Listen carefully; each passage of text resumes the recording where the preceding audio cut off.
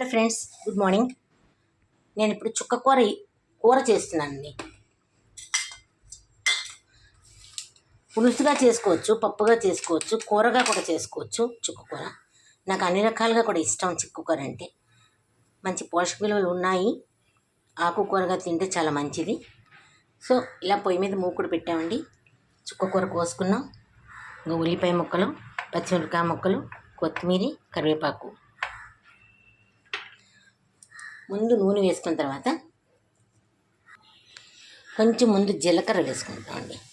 ఎందుకంటే ఆకుకూర కొంచెం వాసన వస్తుంది, అందుకని. తర్వాత కోసుకున్న ఉల్లిపాయ ముక్కలు,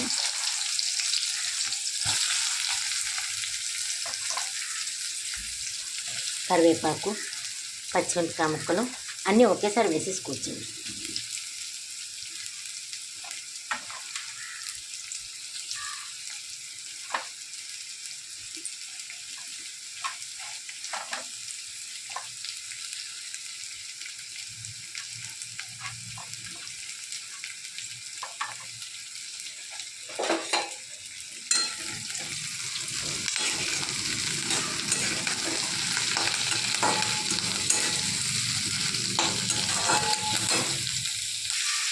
ఉల్లిపాయ కొంచెం కలర్ మారింది కదండి, అప్పుడు మనం ఈ కోసుకున్న చుక్క కూరని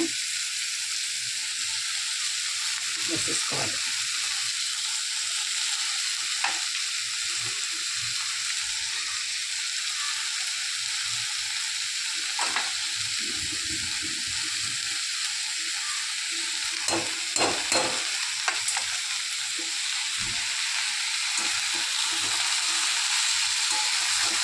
ఇలా కొంచెం కలిపెడుతూ ఉండాలండి, లేకపోతే అంటుకుంటుంది.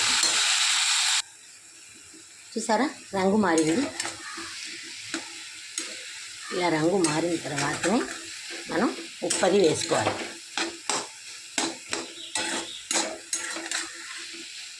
ముందుగా మనం ఉప్పు వేసేస్తే నీరంతా వచ్చేస్తుందండి. మీకు ఎంత సరిపడాలనుకుంటే అంత వేసుకోవచ్చు. చుక్క కూర కొంచెం పుల్లగా ఉంటుంది కాబట్టి కొంచెం ఉప్పు పడుతుందండి.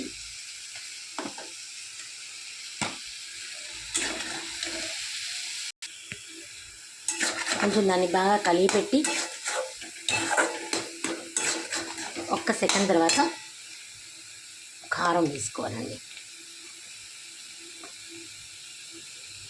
మీరు ఏ కారం పడితే ఆ కారం వేసుకోవచ్చు.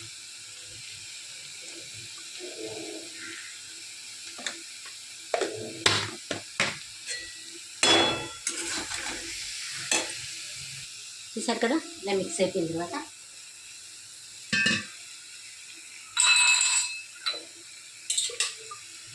అది కాస్త ములిగే వరకు, మరి ఎక్కువ నీళ్ళు పోసుకున్నా బాగోదండి.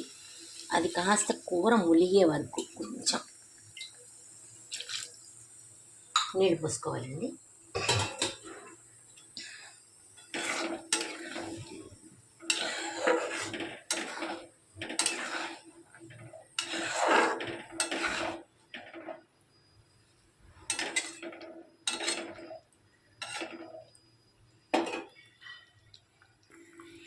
ఇలా బాయిలింగ్ వచ్చిన తర్వాత ఆ కూర ఒక్కసారి మళ్ళీ ఇటు అడ్డు కలుపుకొని